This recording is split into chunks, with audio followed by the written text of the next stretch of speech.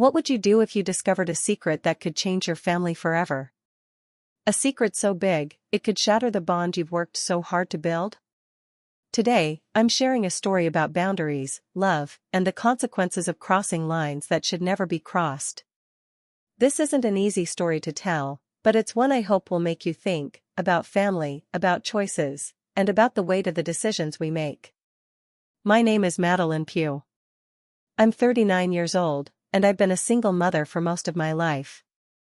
My son, Zion, is 19.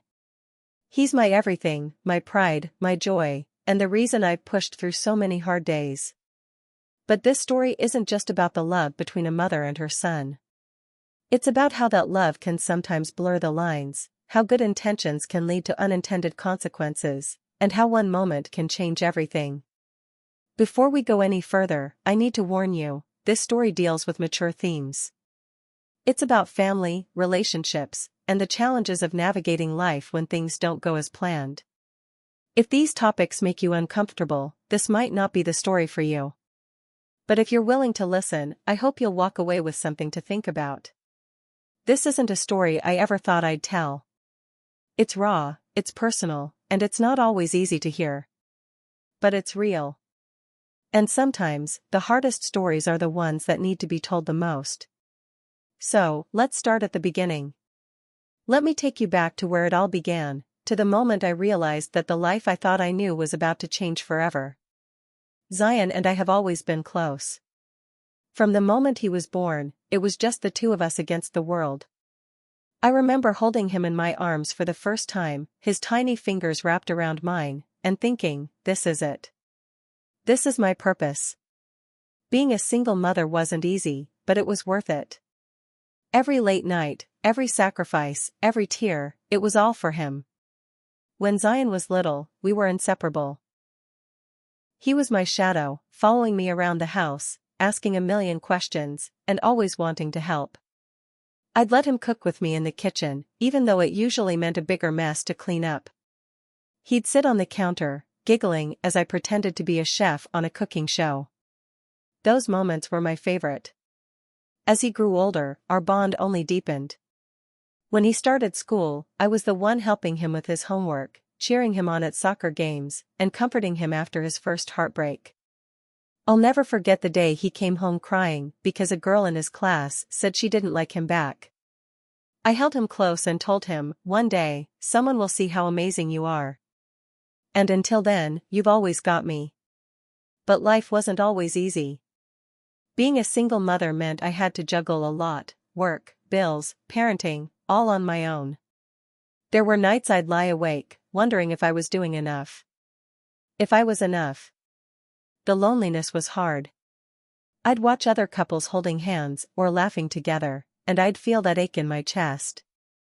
I told myself it didn't matter, that Zion was all I needed. And most of the time, that was true. Zion, though, he was my rock. Even as a teenager, he had this way of knowing when I was struggling. He'd come into the kitchen, wrap his arms around me, and say, "You're doing great, Mom." Those words kept me going on the hardest days. But as Zion got older, things started to change. He wasn't my little boy anymore. He was becoming a man, and with that came a new set of challenges. He started pulling away, spending more time in his room, less time talking to me. I told myself it was normal, teenagers need their space, right? But it hurt. I missed the days when he'd tell me everything, when I was the first person he turned to. There were moments, though, when I'd catch a glimpse of the boy he used to be. Like the time he surprised me with breakfast in bed on Mother's Day. He burned the toast and spilled orange juice on the floor, but it was the sweetest gesture. Or the night we stayed up late watching old movies, laughing until our sides hurt. Those moments reminded me that no matter how much he changed, our bond was still there. Still, I couldn't shake the feeling that something was off. Zion seemed different. Distant. He'd come home late without explaining where he'd been, or he'd snap at me over little things. I tried to give him space, but it was hard. I wanted to know what was going on in his head, but every time I asked, he'd shut me out. And then there was me. I didn't realize it at the time, but I was struggling too. The loneliness I'd pushed aside for so long was starting to creep back in. I'd find myself scrolling through social media, looking at pictures of happy families and wondering why my life didn't look like that. I felt stuck. Like I was just going through the motions, waiting for something to change. Looking back, I can see the signs, the little cracks in our relationship that I didn't notice at the time. The way Zion would avoid eye contact when I asked him about his day. The way I'd linger in his doorway, hoping he'd open up to me. The way we both seemed to be drifting, not just from each other, but from ourselves. But in those moments, I didn't see it. All I saw was my son, my kind, funny, smart son, and the life we'd built together. I told myself we'd get through this phase, just like we'd gotten through everything else. What I didn't know was that we were standing on the edge of something much bigger. Something that would test us in ways I never could have imagined. It started with a knock on his door. A moment I'll never forget. But that's a story for the next part. It was a Tuesday evening. I remember because Tuesdays were always quiet. Zion had been in his room most of the day, which wasn't unusual. He'd been spending more and more time alone lately, and I'd been trying to give him space. But that night, something felt off. I was in the kitchen, cleaning up after dinner, when I realized I hadn't heard a peep from him in hours. No music, no video games, nothing. I told myself he was probably just studying or watching something on his laptop, but a part of me couldn't shake the worry. I decided to check on him. Just a quick peek, I thought. Make sure he was okay. I walked down the hallway, the floor creaking under my feet, and stopped outside his door. I raised my hand to knock, but then I hesitated. What if he was asleep? What if he was in the middle of something? Before I could decide, I heard a noise.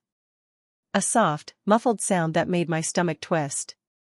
I don't know what came over me, but I pushed the door open, just a crack, and that's when I saw it. Zion was sitting on his bed, his back to the door, and he didn't hear me come in. My eyes landed on him, and for a split second, I froze. Then it hit me, what I was seeing, what I was intruding on, and I felt like the air had been sucked out of the room. I stepped back, my heart pounding, and closed the door as quietly as I could. I stood there in the hallway, my hand pressed to my chest, trying to catch my breath. My mind was racing. What had I just walked in on? What did it mean? And why couldn't I shake the image from my head? I went back to the kitchen, my hands trembling as I tried to finish cleaning up. But I couldn't focus. My thoughts were a jumbled mess. I felt embarrassed, confused, and guilty. Guilty for invading his privacy, guilty for not knocking, guilty for not knowing how to handle what I'd just seen. That night, I barely slept. I kept replaying the moment in my head, over and over, like a scene from a movie I couldn't pause. I told myself it was normal, he was a teenager, after all. But it didn't feel normal. It felt complicated. The next morning, I woke up with a knot in my stomach. I knew I had to talk to him. I couldn't just pretend it hadn't happened. But how do you even start a conversation like that? Hey, Zion, about last night, no. That wouldn't work.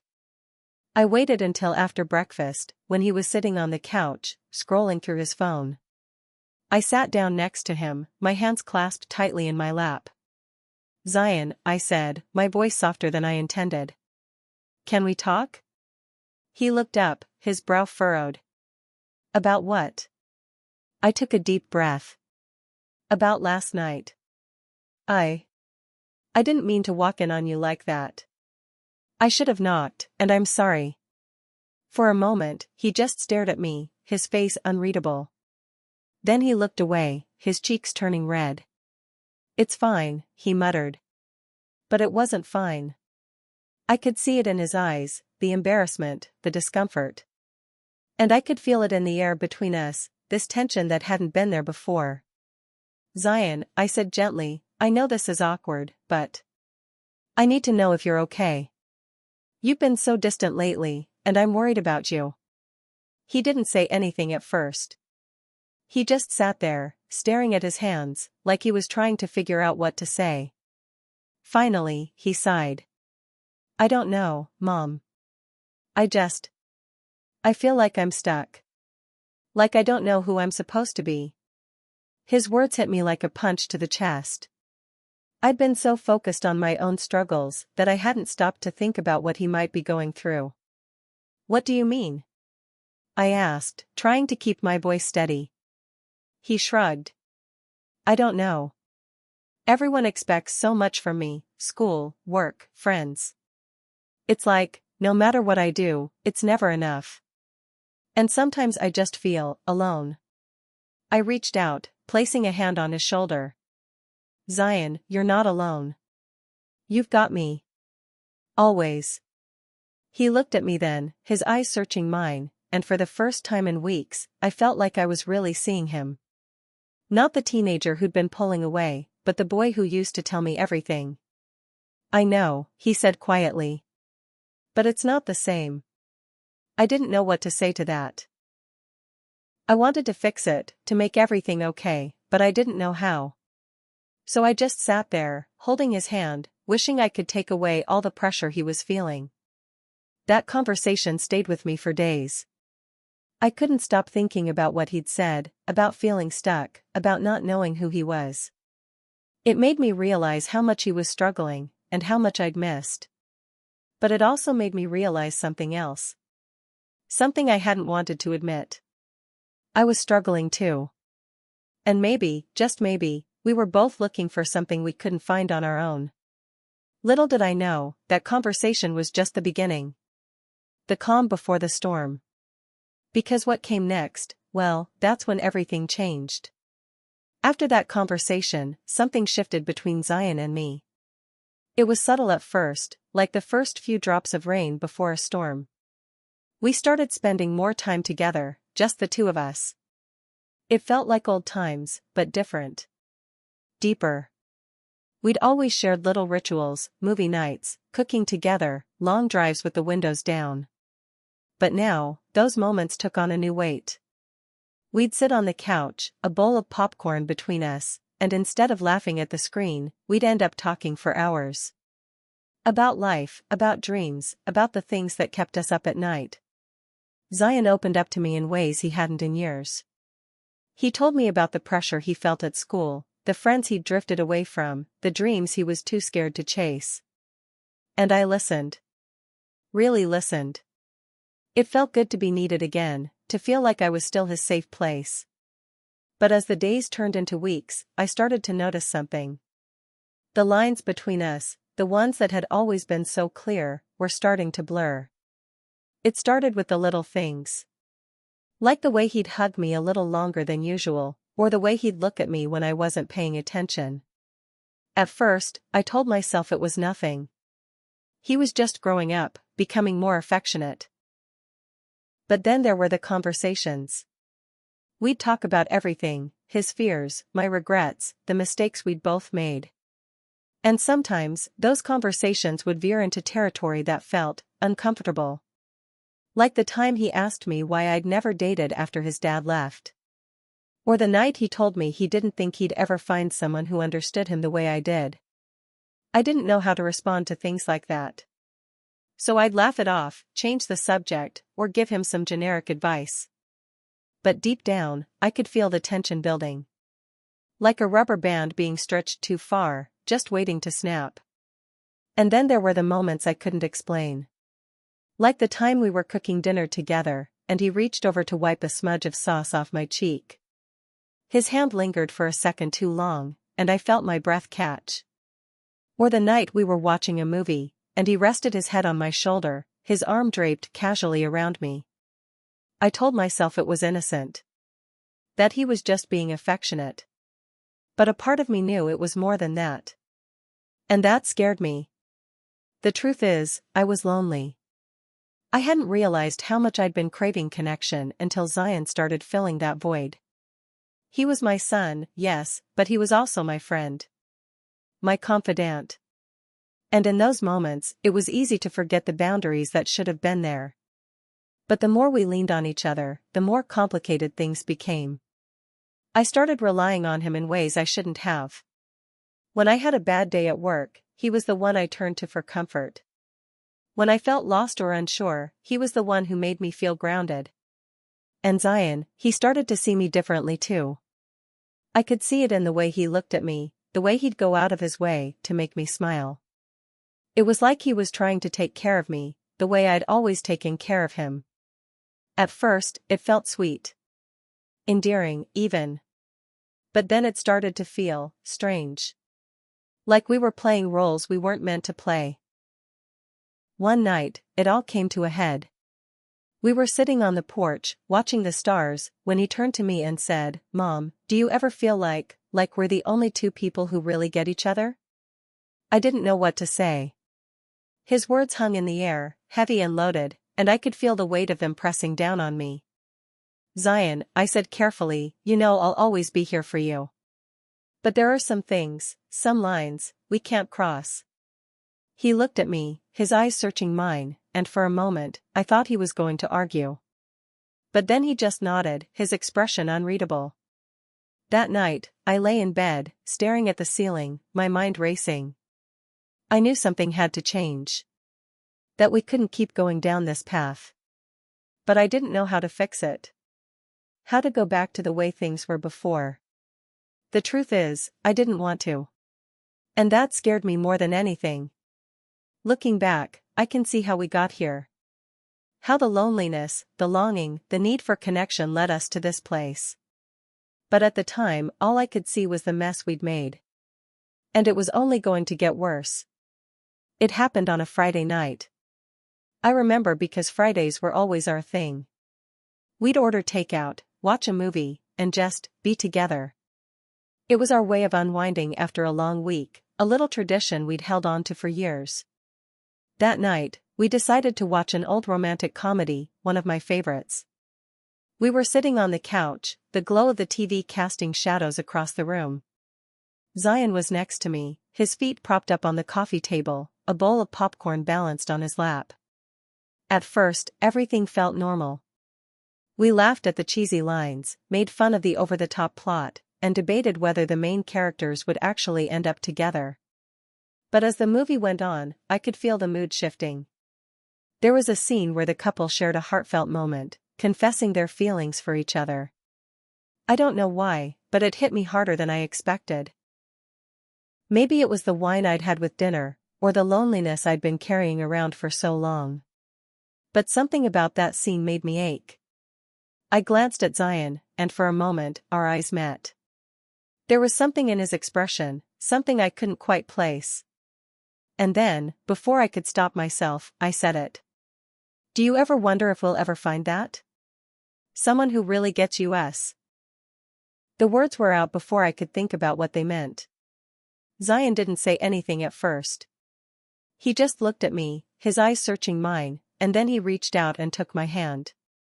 "Mom," he said softly, I think I already have." His words hung in the air, heavy and loaded, and for a moment, I couldn't breathe. I didn't know what to say, what to do. All I knew was that something had shifted between us, something I couldn't take back. And then, in a moment of weakness, I leaned in. It wasn't a kiss, not really. Just a brush of my lips against his forehead, a gesture that might have been innocent under different circumstances. But in that moment, it felt like crossing a line. A line I hadn't even realized we were standing on. Zion pulled back, his eyes wide, and I could see the confusion, the shock, written all over his face. And then, without a word, he stood up and walked out of the room. I sat there, frozen, my heart pounding in my chest. What had I just done? What had we just done? The guilt hit me like a tidal wave. I felt sick, ashamed, like I'd betrayed the one person who trusted me the most. I wanted to take it back, to undo the last few minutes, but it was too late. The damage was done. I spent the rest of the night pacing the house, my mind racing. I thought about going to Zion's room, about trying to explain, to apologize. But every time I reached for his door, I stopped myself. What could I possibly say? The next morning, I woke up to silence. Zion's door was closed, and when I knocked, there was no answer. I tried to tell myself he just needed space, that we'd talk when he was ready. But deep down, I knew it wasn't that simple. Over the next few days, the distance between us grew. Zion avoided me, spending more time in his room or out with friends. When we did talk, it was strained, like we were both tiptoeing around the elephant in the room. I tried to give him space, to respect his boundaries, but it was hard. I missed him. I missed the way things used to be. But every time I thought about reaching out, I'd remember that night, and the guilt would come rushing back. And then, one evening, it all came to a head. I was in the kitchen, trying to focus on making dinner, when Zion walked in. He stood there for a moment, just watching me, and then he said, "Why are you avoiding me?" His words caught me off guard. I turned to face him, my hand still clutching a wooden spoon. "I'm not avoiding you," I said, though we both knew it wasn't true. "Yes, you are," he said, his voice rising. "Ever since that night, you've been acting like I don't even exist." I could hear the hurt in his voice, and it broke my heart. "Zion, I'm not trying to push you away. I thought you needed space." "I don't need space," he snapped. "I need you to stop treating me like I'm some kind of stranger." His words hit me like a punch to the gut. I wanted to explain, to tell him how sorry I was, how much I regretted what had happened. But before I could say anything, he turned and walked out of the room. That night, I lay in bed, staring at the ceiling, my mind racing. I knew I'd messed up. That I'd let things go too far, that I'd failed to protect the one relationship that mattered most. But the truth is, I didn't know how to fix it. How to go back to the way things were before. And that scared me more than anything. Because the more I thought about it, the more I realized that maybe we couldn't go back. Maybe we'd crossed a line that couldn't be uncrossed. And if that was true, then I didn't know what came next. The fallout from that night didn't just affect Zion and me. It sent shockwaves through our entire family, touching everyone in ways I hadn't anticipated. The first person to notice something was wrong was my sister, Naomi. Naomi has always been the one who sees what others don't. She's the kind of person who can walk into a room and immediately sense the tension. So when she came over for dinner one evening, it didn't take long for her to pick up on the awkwardness between Zion and me. "What's going on with you two?" she asked, her eyes darting between us as we sat at the table, pushing food around our plates. I tried to brush it off. "Nothing. We're just tired." But Naomi wasn't buying it. She waited until Zion had retreated to his room before cornering me in the kitchen. "Madeline, talk to me. What's going on? You and Zion barely looked at each other all night." I wanted to tell her the truth, to unload everything that had been weighing on me. But the words stuck in my throat. How could I explain something I didn't even fully understand myself? "It's complicated," I said finally, my voice barely above a whisper. Naomi sighed, leaning against the counter. "Look, I don't know what's going on, but I can see it's tearing you apart. And Zion, he's not himself. You need to figure this out before it gets worse." Her words stayed with me long after she left. I knew she was right. I couldn't keep pretending everything was fine. But I didn't know where to start. The next person to weigh in was my best friend, Peyton. We'd been friends since college, and she knew me better than almost anyone. When I finally opened up to her, it all came pouring out, the guilt, the confusion, the fear that I'd ruined the most important relationship in my life. Peyton listened without judgment, her expression thoughtful. "Madeline," she said gently, "you're human. You made a mistake. But that doesn't mean you can't fix it." "How?" I asked, my voice breaking. "How do I fix something like this?" "Start by forgiving yourself," she said. "And then, maybe talk to someone. A therapist, someone who can help you work through this." Her suggestion stuck with me. I'd never been to therapy before, but the more I thought about it, the more it made sense. I needed help. Not just to repair my relationship with Zion, but to understand how I'd ended up in this situation in the first place. So, I made an appointment. The first session was harder than I expected. Sitting in that small, quiet room, pouring my heart out to a stranger, felt like peeling back layers of myself I didn't even know were there. But as the weeks went on, I started to see things more clearly. My therapist helped me understand that my actions weren't just about Zion. They were about me, about the loneliness I'd been carrying around for years, the need for connection I'd been ignoring. She helped me see that I'd been looking to Zion to fill a void that wasn't his to fill. It was a painful realization, but it was also freeing. For the first time in a long time, I felt like I was starting to understand myself. But understanding wasn't enough. I needed to take action. I needed to repair the damage I'd done. And that meant facing Zion. The thought terrified me. What if he didn't want to hear what I had to say? What if he couldn't forgive me? But I knew I had to try. For him. For us. For the chance to rebuild what we'd lost. Because the truth is, I couldn't let this be the end of our story. Not like this. The day I finally sat down with Zion to talk, I was terrified. My hands were shaking, my heart was racing, and I felt like I was about to face the hardest conversation of my life. But I knew it was necessary. For both of us. I found him in his room, sitting on the edge of his bed, staring at his phone. He looked up when I walked in, his expression guarded. "Can we talk?" I asked, my voice trembling. He nodded, setting his phone aside, and I sat down next to him. For a moment, neither of us spoke. The silence between us felt heavy, like a wall we'd both been too scared to climb. Finally, I took a deep breath and said, "Zion, I need to apologize. For everything. For crossing lines, for not being the parent you needed me to be, for letting things get so complicated." He didn't say anything at first. He just looked at me, his eyes filled with a mix of emotions I couldn't quite read. And then, quietly, he said, "I'm sorry too." Those 3 words broke me. I hadn't realized how much I needed to hear them until they were out in the open. "You don't have to apologize," I said, tears welling up in my eyes. "This is on me. I'm the parent. I should have known better. But I'm not a kid anymore," he said, his voice firm. I knew what I was doing too. And I didn't stop it. We sat there for what felt like hours, talking through everything, the mistakes we'd made, the feelings we'd ignored, the boundaries we'd crossed. It wasn't easy. There were moments when the words caught in my throat, moments when I wanted to run away and pretend none of it had happened. But we kept going. By the end of the conversation, we both agreed on one thing: we needed to rebuild our relationship. Not as it was before, but as something healthier, stronger, and more honest. It hasn't been easy.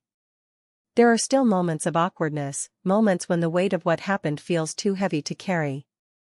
But we're trying. And that's what matters. Through all of this, I've learned so much about myself.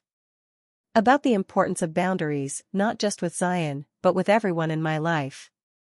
About the need to be honest with myself about my own struggles and to seek help when I need it. And most importantly, about the power of forgiveness, not just for others, but for myself. This journey has been one of the hardest of my life. But it's also been one of the most important. Because it's shown me that even when things feel broken beyond repair, there's always a way to heal. To anyone watching this, I want to say this: relationships are complicated. They're messy, they're hard, and they don't always go the way we want them to. But they're also worth fighting for. If you're struggling with boundaries, with communication, with understanding your own feelings, know that you're not alone. It's never too late to seek help, to make changes, to rebuild what's been broken. And if this story has resonated with you, if it's made you think or feel something, I'd love to hear from you. Share your thoughts in the comments below. Let's start a conversation about the challenges of family dynamics, the importance of boundaries, and the power of healing. If you want to hear more stories like this, don't forget to subscribe to the channel. I'll be sharing more thought-provoking content, including a playlist on family relationships and personal growth. Your support means the world to me, and I can't wait to continue this journey with you. Thank you for listening. Thank you for being here. And remember, no matter how hard things get, there's always hope for a better tomorrow.